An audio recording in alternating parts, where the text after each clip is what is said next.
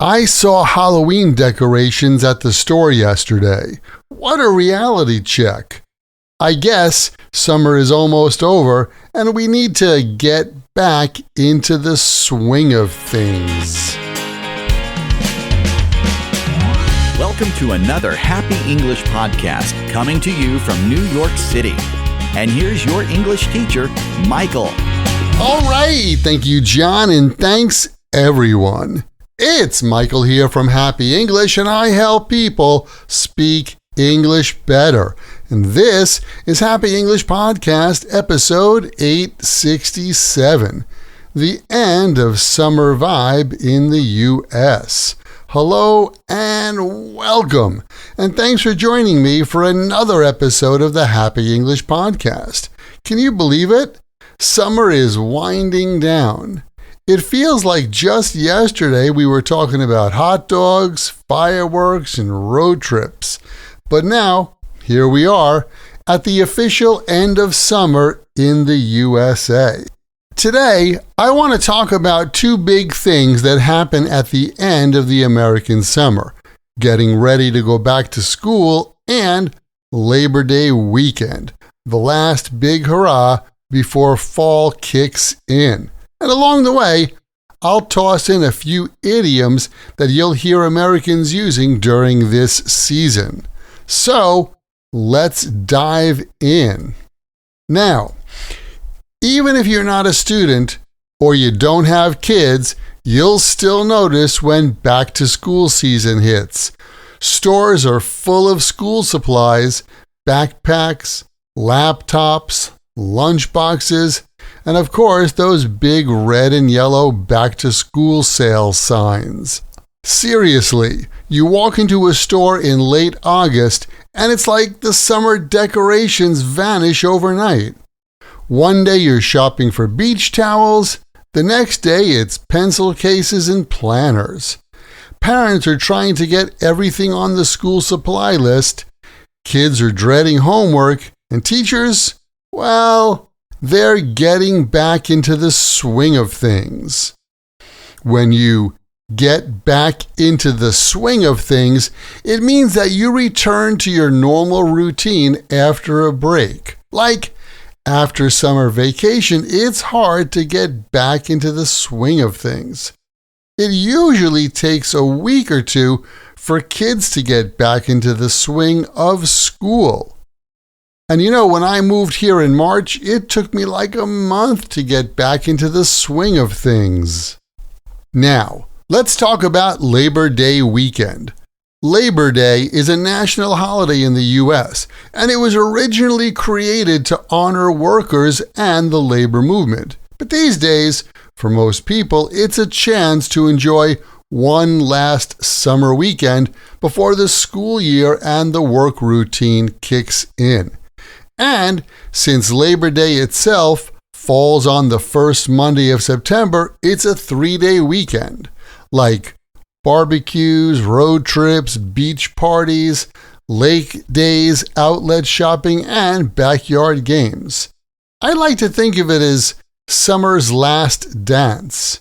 In fact, it's such a big deal that some people really go all out for Labor Day. Yeah, they go all out. This means that people do something with maximum effort or enthusiasm. Like, my neighbors went all out with their Labor Day barbecue. They had fireworks, a DJ, even a taco truck.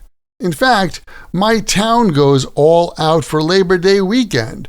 They have a street fair with live music, food, and of course, fireworks. But hey, if you're not into big gatherings, Labor Day weekend is also a good time to just chill, sleep in, and mentally prepare for the school year or busy fall season. And you know, summer's not technically over. I mean, the summer season doesn't officially end until later in September. But in American culture, Labor Day weekend feels like the end. I mentioned this point in our first summer culture lesson. The American summer season of outdoor fun begins on Memorial Day weekend at the end of May and finishes up on Labor Day weekend at the beginning of September. Since kids are basically on summer vacation until around the beginning of September, it's summer vibes between those two long weekends. And Labor Day weekend is where everyone collectively starts shifting into fall mode. You might hear people say something like, "Well, I guess that's it. Summer's over, even if it's still hot as heck outside." There is this bittersweet feeling in the air. The fun is winding down and the reality is starting to creep in. And that's quite a reality check. A reality check. That means a moment that reminds you that the fun and party are over and real life is about to start again. Like buying school supplies is a total reality check that summer's ending. Seeing Halloween decorations in the store yesterday is a weird reality check. And for college students or teachers, Labor Day is often their last day of freedom before everything gets serious again. You know, like the last day of your cruise or the last day of your trip to Rome. That plane ride home is a reality check. And let's not forget one more thing that happens on Labor Day weekend. Those Labor Day sales. Big ones. Furniture stores, clothing shops, car dealers, electronic stores. If it can be discounted, it will be. In fact, a lot of people wait for Labor Day to buy things like sofas, laptops, or a new car. Like, I wasn't planning to shop for a new computer, but then I saw the 50% off sale and I got sucked in. I got sucked in. To get sucked in means to be pulled into something, usually without planning to. I just went to look around, but I got sucked in and bought a new phone. Like we weren't going to buy anything, but the low prices sucked us in.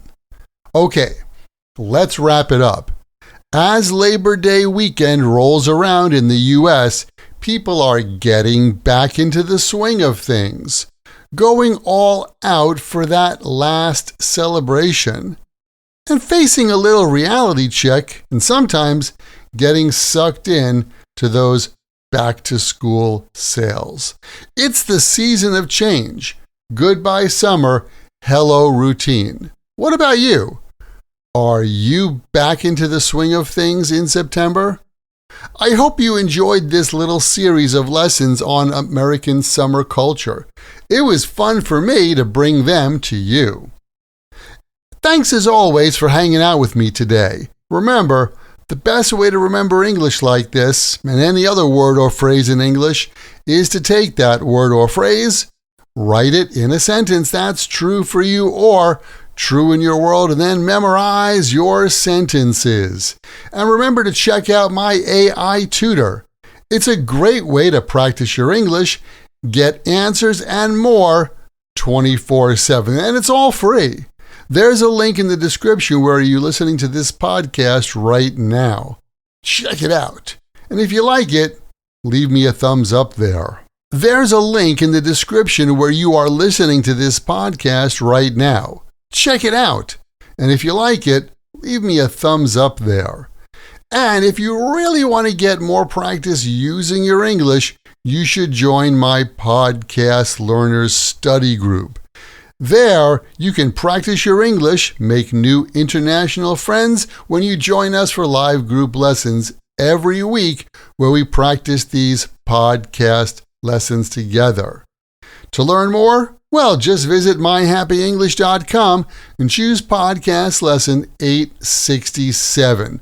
Remember, learning another language is not easy, but it's not impossible. And I'm here to help you on your journey.